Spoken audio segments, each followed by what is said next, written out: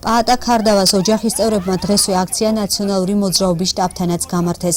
პროკურატურიდან აქციის მონაწილეებმა ნაციონალური მოძრაობის ზუგდიდის საარჩევნო შტაბის ოფისთან გადაინაცვლეს და თენგიზ გუნავას ქარდავას მკვლელობის საქმეზე პასუხისმგებლობა მოსთხოვეს. კეთილინოებოს ხელისუფლებას ამ ბინძურმა ხელისუფლებამ და მისმა ასე ვთქვათ არამზადა პრემიერ-მინისტრმა გამოიძიოს საქმე და ნორმალურად მისცეს მსვლელობა და არა ისე რომ მანიპულირებს წინა საარჩევნოდ. ამდენად თუ ეშინოდათ წინა საარჩევნო გარემოს ზუგდიდში მაშინ კეთილიანება და წესიერი კანდიდატი დაიყენებიათ და მოიგოთ არჩევნები.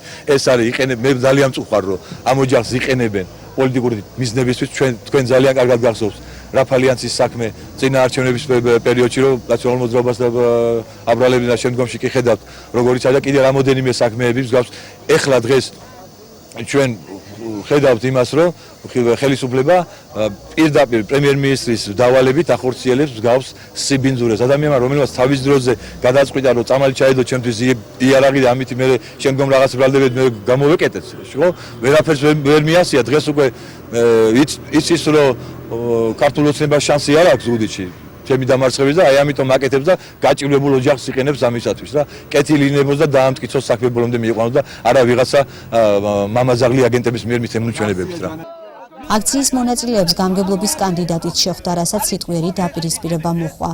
გუნავა ბრალდებებს უარყოფს და აცხადებს, რომ მის წინააღმდეგ ქართული ოცნება მიზანმიმართულ კამპანიას ეწევა. უშინათ მე მზად ვიყავი რომ მოვსულიყავი ჩვენთან. არ არის ხალხმა ჩემი გაფილობა ისი. საიდან მოგაგ ეს საიდან მოგაგ ეს არ ხონი გიყენები ხალხოს რა და